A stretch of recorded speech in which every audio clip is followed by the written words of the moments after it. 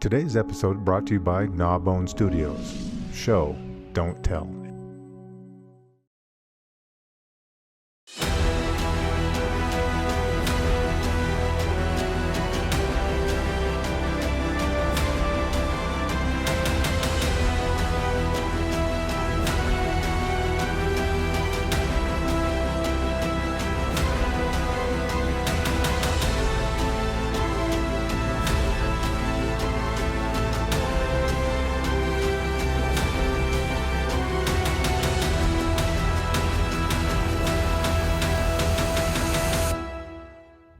Hey boys, it's Raise the Yes. Glass. I am back on the show. And Welcome, is son. Alma Katsu. And Alma, how are Welcome. you? Welcome back, Alma. Thank you. I'm so glad to be back. Yeah.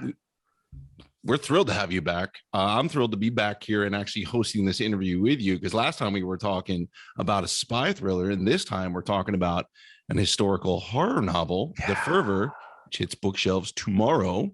So could you give the audience a quick spoiler-free slipstream view of this book? I'll try. Spoiler-free part. That's so I know the spoiler. And Two they want people do spoilers. something Go and ahead. good. So it's a book that's set in the waning days of World War II, and it follows the lives of four characters. One is Archie Mitchell, who's a preacher in Oregon, and he's just taken over this congregation. And he goes, takes with his wife, his pregnant wife, they take 5 school children from the Sunday school with them on a little Sunday picnic, but they encounter a fire balloon, a Japanese fire balloon, or fugo. These were real things, Right. and it explodes and ends up killing Archie's wife and the children. And this was a real incident, and it was the only death on the U.S. mainland, that was considered deaths brought about by the war. So that's one character. Another character is Mako Briggs, who's a Japanese woman who's married to a white pilot. She had been sent to America to marry a Japanese businessman who was getting his own business started. At those times, Japanese men outnumbered Japanese women in America 30-1. And so it was not uncommon for brides to be sent over. But she falls in love with that man's best friend and ends up marrying him instead. And when Pearl Harbor happens, he volunteers. He's a crop duster, so pilots are in high demand. So he volunteers to fight in the war. And she and their daughter are sent to the internment camp in Idaho, Minidoka. And while she's in the camp, she notices this strange illness is starting to break out in the camp, which makes the camp residents extremely angry and to the point of violence, where they're attacking each other and sometimes the guards. Then the third person is Fran Gertzwold, who's a newspaper reporter in Lincoln, Nebraska. And she's on a little tryst with her lover one night out in the country, and they also see a fire balloon come down. And she investigates, and she's determined to follow this story, to write about it. But the army is shutting it down and embargoing all the news. But she's decided she's not going to let that stop her, because she sees it as her way of getting out of the pink-collar ghetto that women reporters were kind of relegated to at the time. This is like a really important story. And so she decides that she's going to chase it. And then the last person that we follow is Mako's daughter, Eiko, who's a bright young girl, very talented. She's told that she reminds her mother of her father, who was a noted scientist in Japan, with her active imagination and her intelligence. But at one point, she's told that her mother has died. And so Eiko decides she's going to escape from the camp system and make her way back to Seattle, which is where her family was living at the time when her father was with them, because she believes that's where her father's going to go look for her. And sort of tying the whole thing together is this forgotten incident in Mako's past that has to do with her father and some research that he was conducting in a very lonely, remote island in northern Japan that was rumored to have ties to the Japanese underworld. That's sort of the setup. Yeah. What I loved is you have those distinct point of views, but they all get tied in beautifully, and you do it expertly. But there's something else that I would hope you will talk about today. Those the Japanese internment camps in the United States during World War II. It's another stain in a long history of stains of our collective American history. But this story, although fictional, it hits close to home for you. And would you mind letting our listeners know a little bit about your family and how it's connected to this dark period in American history? Absolutely. It's so funny. I've been talking about this book quite a bit. And to me, like this whole thing, even though it was sort of 30 years in the making, is just like so close to home to me. And now I'm starting to realize that every time when I talk to people, they have no idea, what all this was about. Because when I was young, World War II wasn't that long in the rearview mirror. And so a lot of the stories of the war, a lot of the things that happened in the war and all that, like the fire balloons, and of course the internment camps, we all heard about that as kids. And now I'm finding out today that people really don't know very much about it. Like a lot of people never heard of the fire balloons. But the camps. So I'm Japanese American. My mom is Japanese.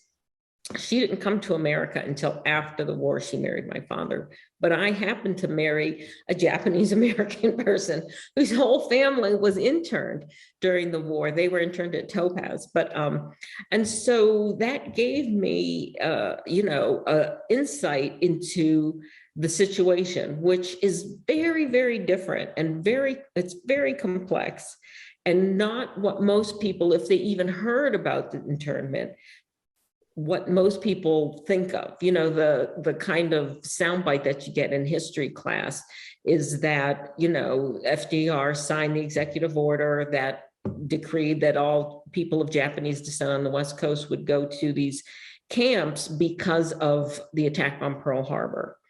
That they suspected that Japanese would spy or commit sabotage on behalf of Japan. But that, if you study the facts, you can see that that's really not what sent the Japanese to the camps. I mean, for one thing, there were numerous studies in the years leading up to the US entering the war. And all of those studies conducted by the War Department, one conducted by FDR's own people, said that the conclusion was the Japanese in America will not do anything. They will not act on behalf of Japan. They will not, take up arms, any of that. So FDR knew that this was really not likely, but where the support came from was, this public sentiment, of course. I'm sure we've all lived through 9/11, so we can kind of understand that something, horrendous like that happens, and there's this emotional response. You want to do something. Yeah. But it was only possible because there were decades of open racism against the Chinese and the Japanese on the West Coast. Yeah. And that's what really shocked me when I started doing this research, because I knew about the camps and I knew about the very complicated relationship Japanese Americans have to the whole camp history, right? And we can talk about that. And that's something that you don't hear too much unless people who were in the camps, or it's, it's part of your family, or you watched a lot of documentaries like I did too. Yeah. But I was shocked when I read there were numerous white nationalist groups who'd been around for decades on the West Coast that openly, they circulated leaflets. I used examples of them. The ones that are in the book were drawn from actual leaflets and night letters and, handbills and all those kinds of things that were circulated. Yep, they took them to court trying to keep Japanese and Chinese from being able to get citizenship or own property or hold jobs. And they did it very openly and, in a way that would just make your jaw drop today. Right. This is not how you talk and characterize people. Wow. Well, it seems to me like this was pretty big passion project for you, and for a number of reasons. Had you been thinking about writing about this for a long time and was looking for the right time in your career to bring this out, or was this something recent? Well, in a way, I was kind of afraid to write about it because, Oh, it was my in-laws. I mean, nothing that I wrote about was directly taken from my in-laws' experience. yeah. And a lot of the things they talked about, are historical facts. So, Mhm. like the conditions of the camps and that sort of thing.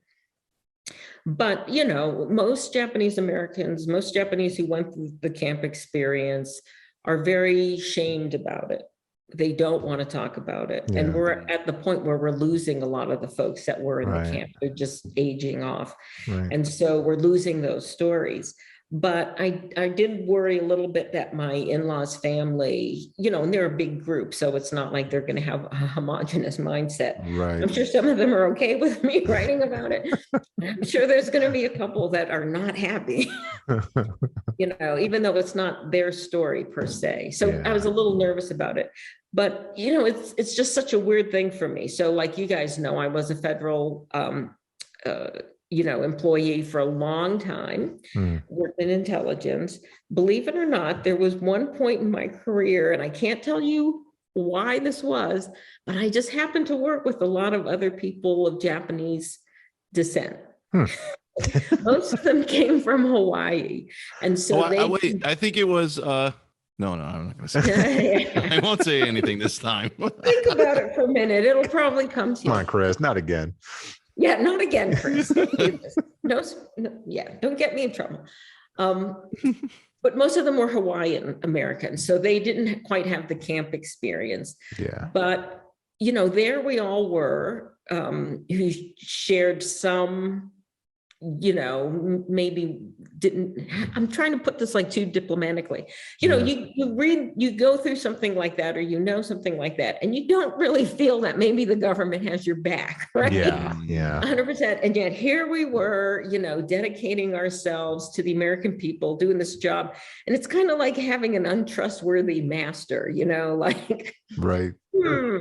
And so, yeah, it makes you mad, and it makes you feel like this is a wrong that you wish you could right. And so maybe in a small way, this book hopefully might kind of open people's eyes to what's possible. Yeah. Well, and the other counterpoint to what you were saying is that only through participation and being part of that governmental apparatus can you really have your own best interests at heart. In my opinion, it's like if the government's only one type of person, then only that type of person's ever going to be represented anything going forward. So I think as bittersweet and as tough as that must have been, that's as important as it was, I think, for you all to be involved. Oh yeah, absolutely. And this gets to another point, the government's probably better than a lot of parts of private industry. That, at least this is what some people tell me, in terms of trying to make sure there's representation and, an opportunity for all and that sort of thing. So that's part of it. Although, now that I'm old and I look back in retrospect, they didn't do such a great job, but still probably better than most, right? Yeah. Understood. Well, as you research this novel, this is a two-part question. As you research this novel, what did you discover about your Japanese heritage that you were either unaware of or only tangentially aware of beforehand? And did living with these characters for the research and writing process deepen your connection to the Japanese side of your life? That's a great question. You guys always come up with such really good questions. Auto-generated. Ad-lib. And yet I always come up with such Debbie Downer answers. So one thing that was interesting is, I thought this would be more weighted towards my in-laws' experience, the camps, because it was so camp focused. Yeah. One of those main characters is the Asian woman, and I'd never been able to write a main character. I've never written a main character who was Asian before. And it really opened my eyes to how much of it really is a part of me. In my family, you just absorb some of your ethnicity and everything, even if your parents don't make a really conscious effort to instill it in you. And like a lot of Japanese in this country, they want you to be totally, what's the word, to be an American. Americanized, yeah. Assimilate. So that was definitely the case. I mean, we weren't allowed, we didn't learn how to speak Japanese. Of course, my father didn't speak Japanese, so that probably had a lot to do with it. We certainly ate a lot of the food, but it was almost like a novelty in a way. And so I never thought of myself as having absorbed all that. And then when I started writing this character, it all came out, you know. A lot of my mom is in that, except my mom was the first version of the Mako ended up having an overhaul after the first draft. She was just too passive, but although that's totally in character for, you know, Japanese women of the time, they would, you know, not be aggressive or, you know, assert themselves in any way and that sort of thing, but it wasn't working for the character. So even that was an eye opener, like to really see the difference and how unfair it was of me to ever expect my mother to really be able to step out of what she had been conditioned to be. You know, she would never be like an American woman. Yeah. I was just thinking back, you mentioned something like 2 questions back, or in the beginning when we start talking about the people who, the Japanese Americans who were interned in those camps don't speak about it because they feel shame about that. And I just find the psychology of that so interesting, because they're the ones that were shamed, and they shouldn't be shameful. It should be the American government and the people who put, FDR and his administration that put those people in there that should be shamed. It's just so interesting. Well, the conditions were such that you had to feel like I must have done something wrong for them to subject me to this, right? I mean, I don't know how much you guys know about it, but I don't have the notes with me, I'm sorry, but of the timeline, when the executive order was actually enforced, they had 1 week to report to the trains that were whole lives. Yeah. And what happened, especially in the San Francisco area, which is where my in-laws family came from, they were kept at a racetrack for a while until they could be shipped out via train to these camps that were in some cases being very hastily assembled out, in the deserts and the prairies and stuff away from civilization. When they went to the racetrack, they were still horse stables, like they hadn't been mucked out. There was no opportunity for them, right? And then when they got out to and we'll just gloss over that. And then when they got out to the camps, same thing. They were just these rickety wooden structures with no infrastructure or anything. And, they were treated like animals, basically. Yeah. What was their value? What was their worth as a human being? Forget about being American, but as a human being, that's just crazy.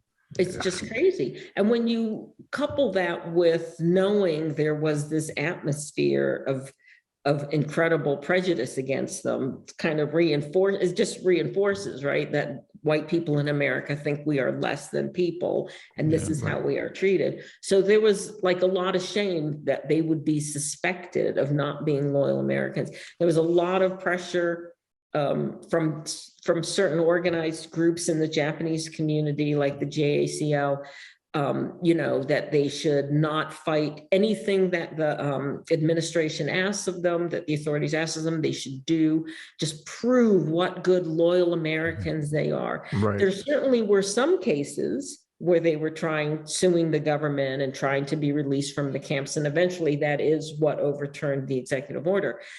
But for the most part, the pressure was really great to just take it, to just do whatever was asked of you. And a lot of them ended up being ashamed at the end after everything that happened, that they had gone along with this. Right.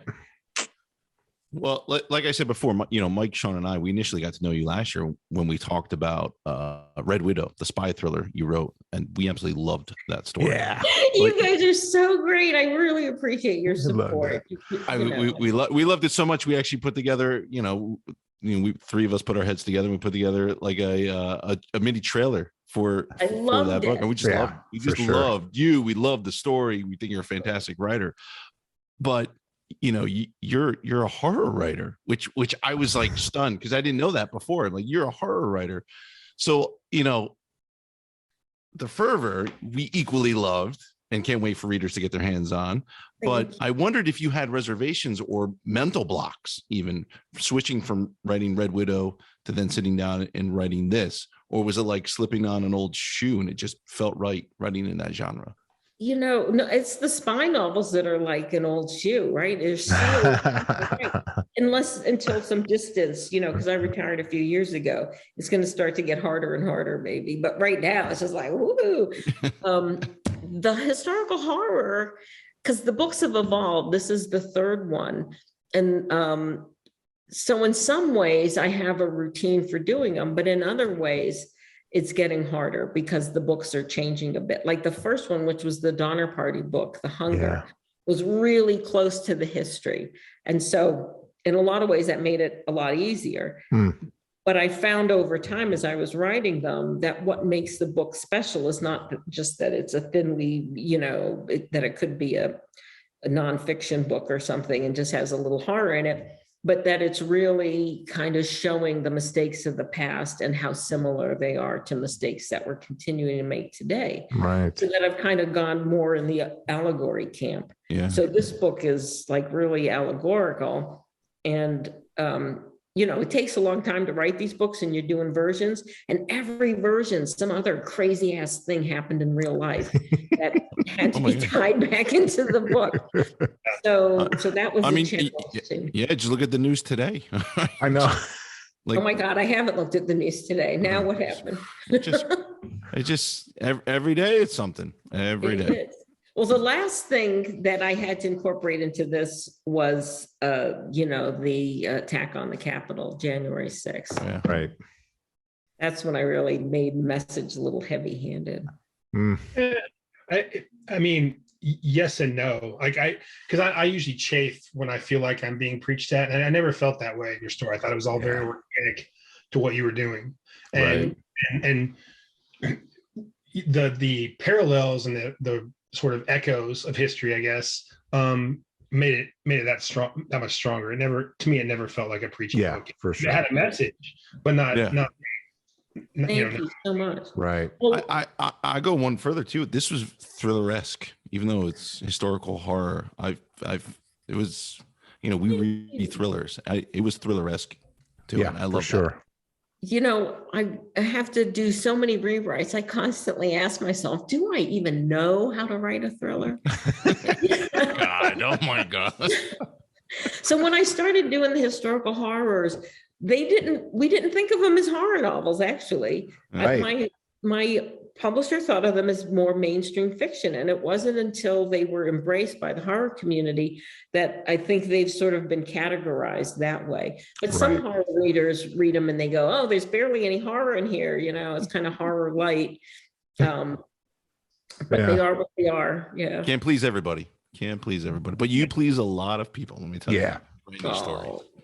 Thank you. Is the fervor really something that maybe straddles the two arenas? Maybe it's more of a straddle between the thriller genre and the horror. I don't know. I just felt like it kind of stood by itself without really I don't think you could put as much of a label on it as maybe they've tried to do in the past with some of the other stuff. This one really seemed to kind of land somewhere in that area, but equal. Well, I agree with you. It'll be interesting to see what the critics say. We're waiting for some of the big reviews. Hopefully it'll get picked up.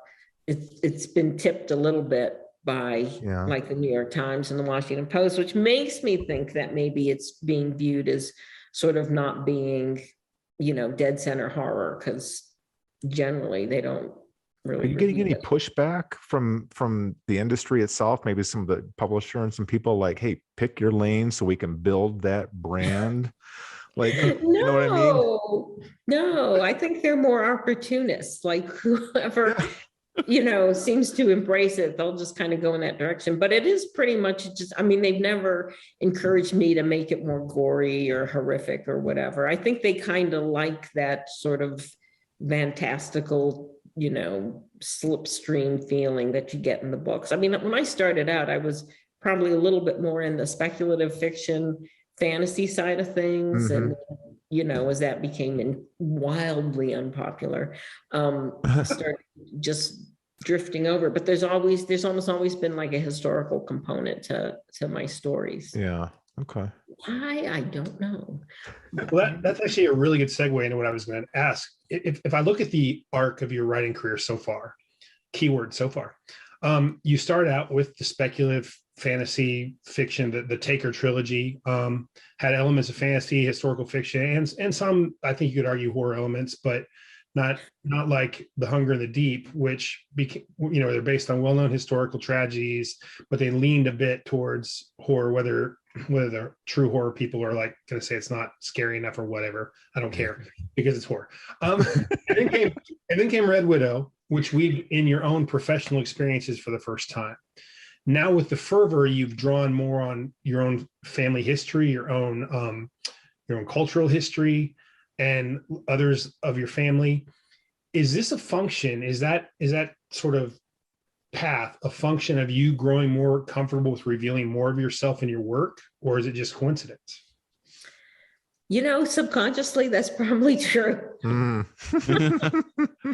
So now I'm going to say, right, for analysts, our motto is truth to power. And it's very hard for me to not tell the truth, right?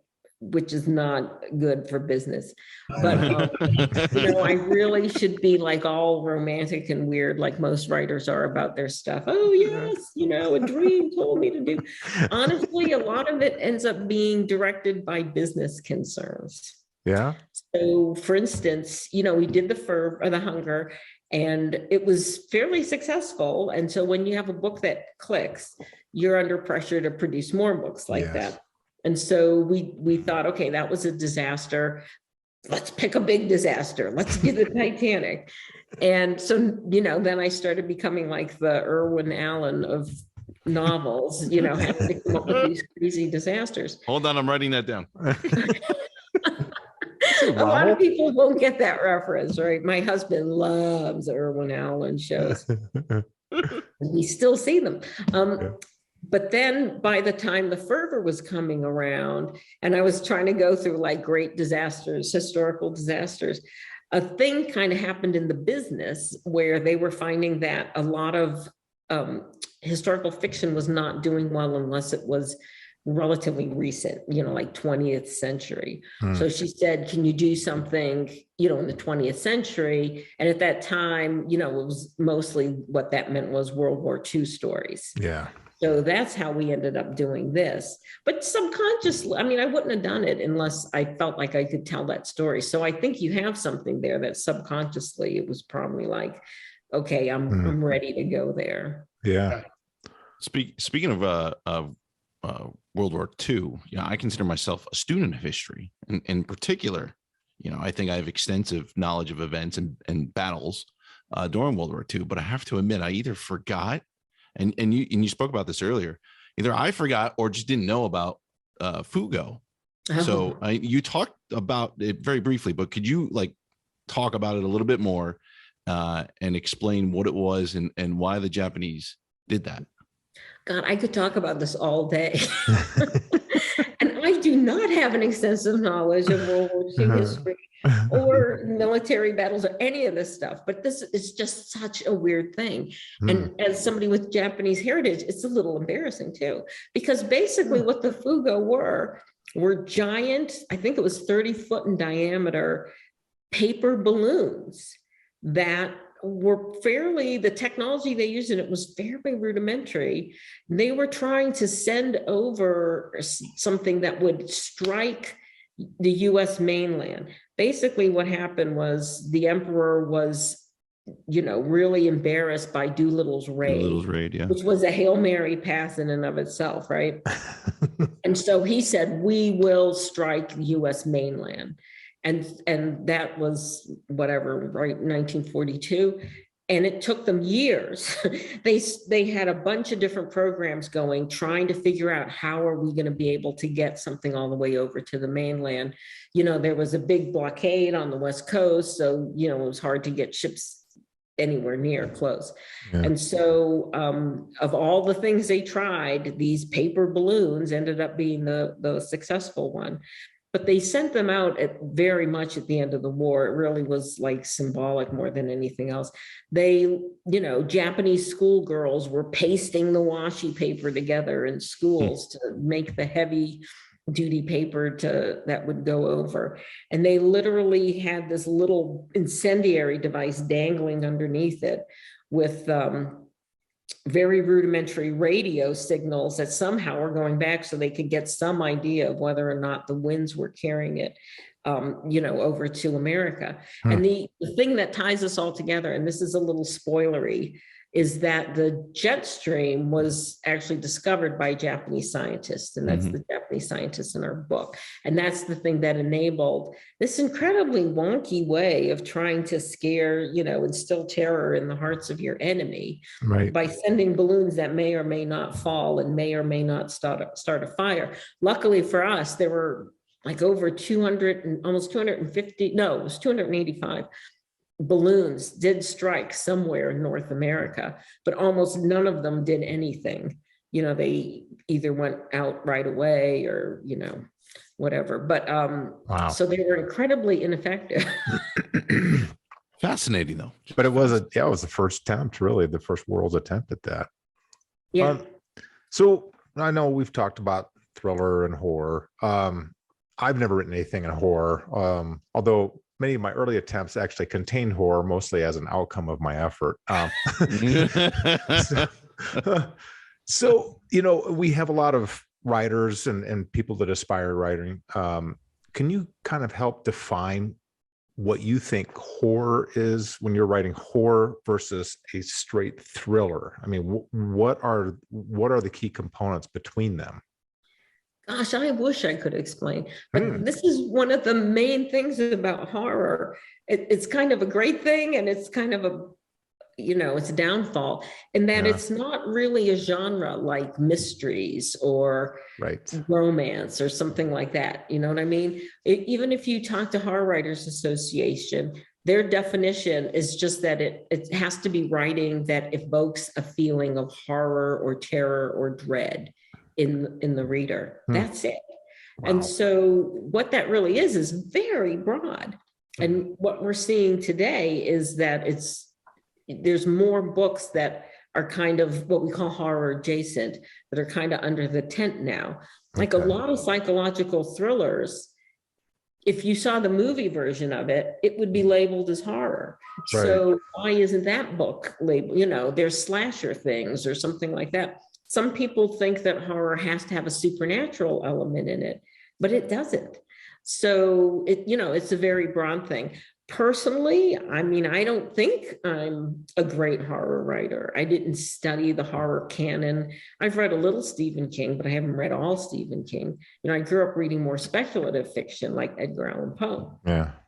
So I always feel a little bit of imposter when people say, "Oh, you know, you're a big horror writer." No, I'm a big writer, and I can make you scared. Oh, hey, like you said, whatever works in the business model, you take it. So yeah, it sells books good. Right, but I think it's good because, you know, I've kind of jumped in and out of the horror writers group for a fairly long time, because when I started, that's sort of where I thought I was. Yeah. So, you know, back in the 80s, when King and Kuntz were really taking off and making horror really popular, a lot of writers just started flooding the field and churning out these very formulaic kind of horror stories, and apparently really ruined the market. And bookstores used to have horror sections, and publishers used to have horror lines, and they shut it all down, and you could not sell a horror novel for like 20 years. It was really sustained by the small independent presses. But now it's widening up again the last few years. There's, you know, and they may not always, I mean, bookstores are adding horror sections again, imprints, the big publishers are adding horror imprints. There's certainly a lot more content, horror content on TV and movies. So there's a lot of optimism in the field, but also it's bigger. I'd love to see, like, some of my friends who write psychological suspense, you know, allowing themselves to be compared to horror. A few of them are. Riley Sager's has kind of opened up and, is at least being friendly with the horror community. Oh, interesting. Well, I mean, Meg Gardner's Unsub series, like you said, if that was a film, it would definitely be in the horror section. There's a lot of things like that, but you talked about, speaking of horror, the horror that's at the heart of the Fervor is racism. It's a real horror that exists today. It's existed before your story, and it will sadly exist as we go forward. But the story you weaved had me contemplating sort of less obvious forms, such as that between the Issei and the Nisei and the half-breeds like Eiko. Come out. Okay. Every now and then, we reach some sort of goal that indicates progress when it comes to racial issues, but the illusion shattered by events that show how far we have to go.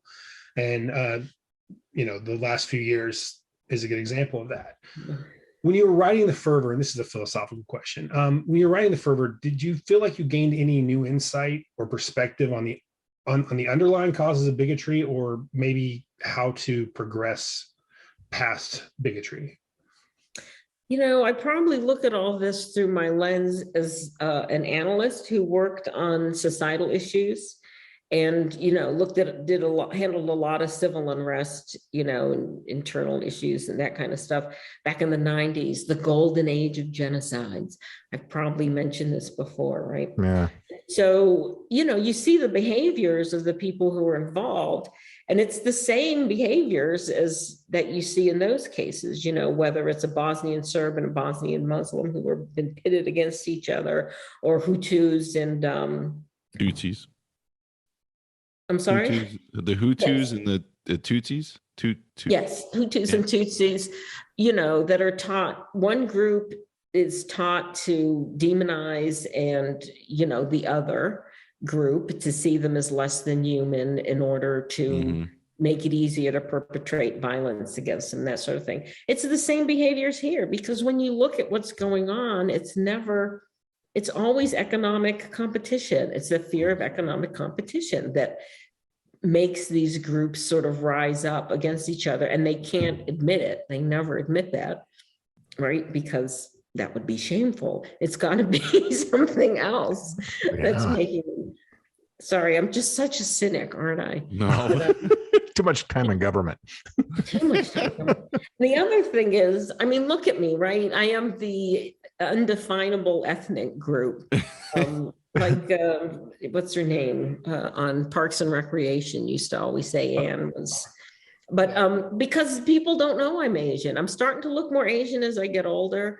I've been everything in the course of my life, right? Yeah. Are you Italian, you Jewish, you're Turkish? Really, people in Massachusetts, what's wrong with them? But so I've always felt a little outside of it. And now with all of the anti-Asian hate that's been going on the last couple years, it's a strange thing to watch, because you see people that you identify with being attacked and beaten and killed. And yet I often feel apart from it, because I don't feel if I were to walk down the street, someone would necessarily come after me because I don't look that Asian. Right. Yeah. Well, Wow. on that note. On that note, my gosh, let's liven it up, folks. Yeah. Let's raise a glass, because we're going to go into the lightning round where we're going to ask stupid, silly questions. Okay. At least I am. And hopefully you give us stupid, silly answers. Well, you got the stupid right. Here we go. Right here, stupid. All right. So it's the Fervor, right? And it's spelled, FERVOR. But when this comes out in the UK, will there be a U in there? Great question. I've seen the cover. I don't think there is. So then is it really the Fervor? The Fervor. So do me a favor. Would you do me a favor and move on to question 2? Yes. All right. So my next 2 questions are spider themed. Can you guess the largest recorded spider's size in inches? It's in the Guinness Book of World Records. The largest. Let's go big. 16? You see, I thought it would be something like that, at least over a foot. 11 inches 11 inches. And it was the Goliath bird-eating spider that lived to about 10 years. They live. Good Lord. Long A time. foot-long spider. Oh, You know, I that'd take a live big out here in boot. West Virginia on a mountaintop, and there's a lot of spiders here. Mm.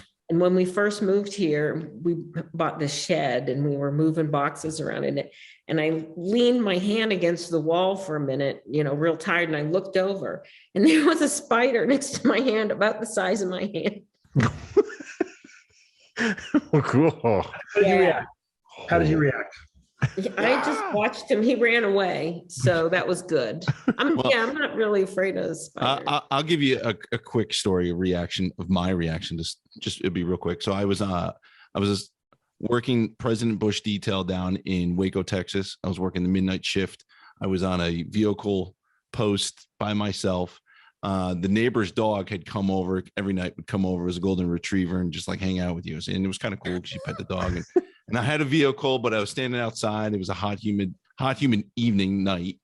And the dog is there. And all of a sudden the dog takes off and goes into the middle of the road. And I'm like, what's the dog doing? I see the dog pawing something in the road. And I'm like, what is the dog pawing? And I pull out my flashlight, and I beam the light, and there's a tarantula pawing the dog back. They're high-fiving. Huge, like this big. And I was like, holy shit. I got in the car, I locked the doors, and I got the shotgun. I was like, I'm not going out there.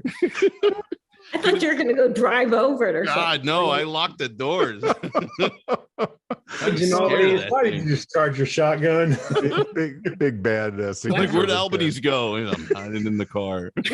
Changing its underwear. Oh, it's scary. All right, so here's my last question, spider question. Yeah. Do you know how many spiders we eat each year while sleeping? What do you think? I didn't know we ate spiders when we slept. Crunchy.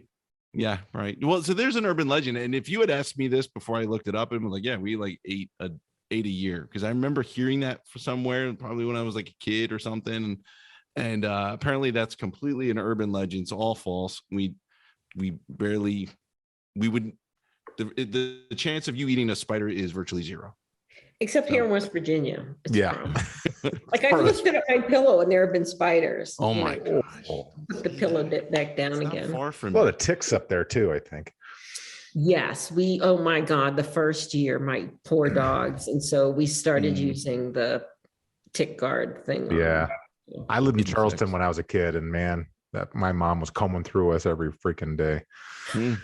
All right. You're up. I'm up. Okay, well, are you any more sensitive to creepy crawly things now after you wrote The Fervor? No, but that's probably why I chose to make them tiny and translucent. Not 11 inches. Okay, well, we've done 2 shows now, one without makeup and now one with makeup. That's right. So you need to help me settle a difference of opinion between Chris and I. Does Sean look any better natural or totally done up as he's done today? What? Yep. Look at him. No, Handsome. He's No. so handsome. Look that's a at good him. question though. No, Look at his lips. there's no makeup on my. Yeah, right here. Yeah. Little So, foundation. you know, I just thought he was so naturally attractive. I right. didn't. You know, I was the same way. Chris likes the dolled up look today. So It's so common. I mean, you got to try it at least once, right? yeah, I did when I was on stage and when I was on the set of a film. That's right. That's right. we don't judge here. All right. So my third question is this: is obviously we love the historical tie-ins with The Fervor. None more than Chris, because he's actually writing a historical fiction book right now. So, but his research into your book for this episode might have gone a little too far. So I'm curious about one thing. How is his geisha training going? Listen, we had rules from when we started this. That was, You know what? This that is was your off welcome topic. back We weren't allowed to question talk here. about that.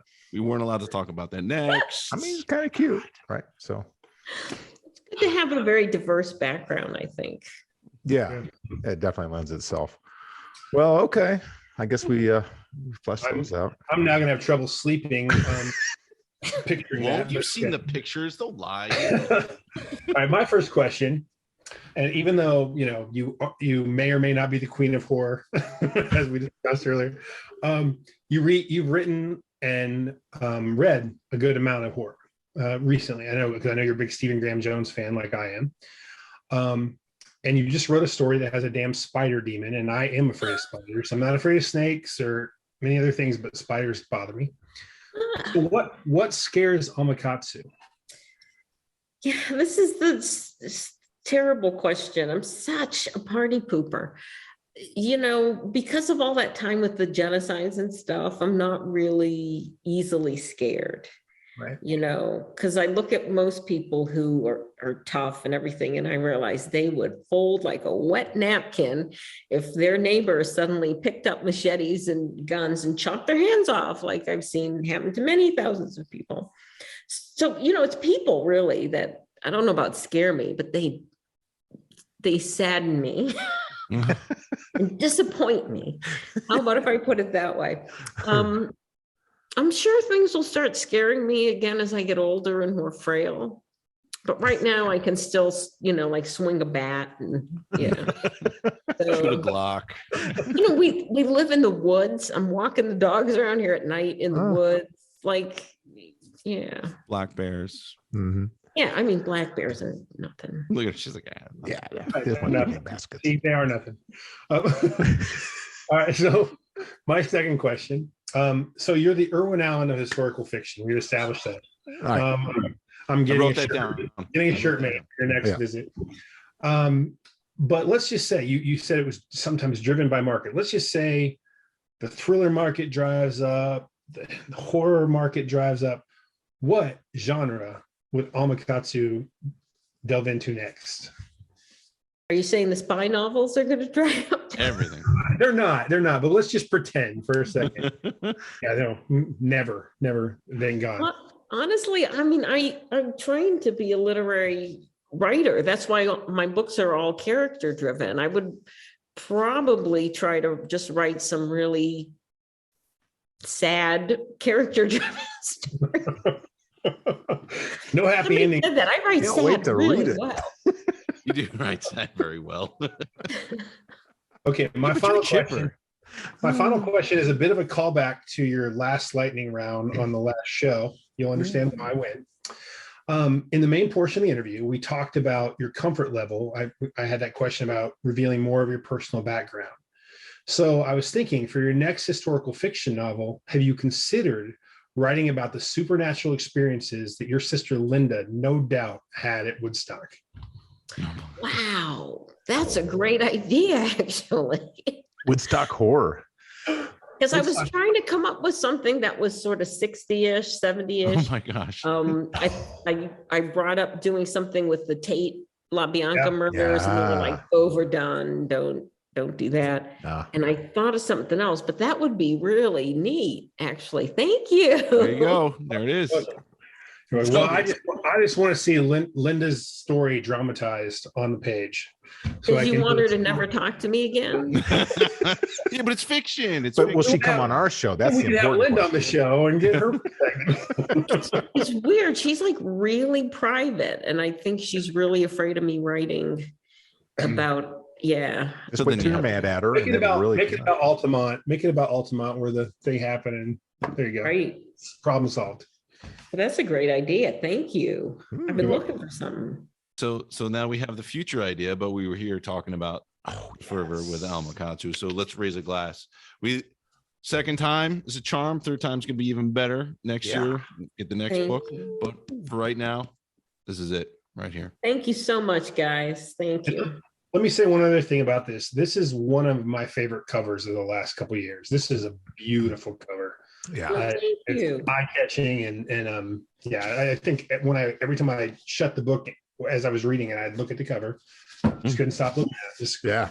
Cover. Oh, thank you so much. Yeah, let's hope people go into bookstores and the cover catches their eye. Oh, they I will. think this is going to do very well. This is going to do very well. Congratulations, by the way.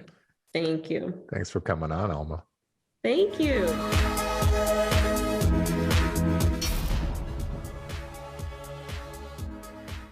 And here we are. What? This is the outro for Alma Katsu and the fervor. And look who decided to come back and grace us with his beautiful presence, the geisha, Chris Albanese. I was going to say there's a halo above my head, but no, now I can't. let me just. He is tighten this enticing, up. folks. Let me tighten it up. Boys, Mm. Alma Katsu, she's now been on the show twice. Yes. First time, Red Widow, spy thriller. This time, Fervor, fictional horror. What do we call that? She's the Historical fiction. Historical horror. but she's the Irwin Allen of fictional horror. Mm. Yeah, sure. Sure, we'll go with that. We love her. She's awesome. Not only is she a fantastic person, she slays it when she writes these books. So let's raise a glass for her and the Fervor. A little bit Cheers. more. With the UR, folks.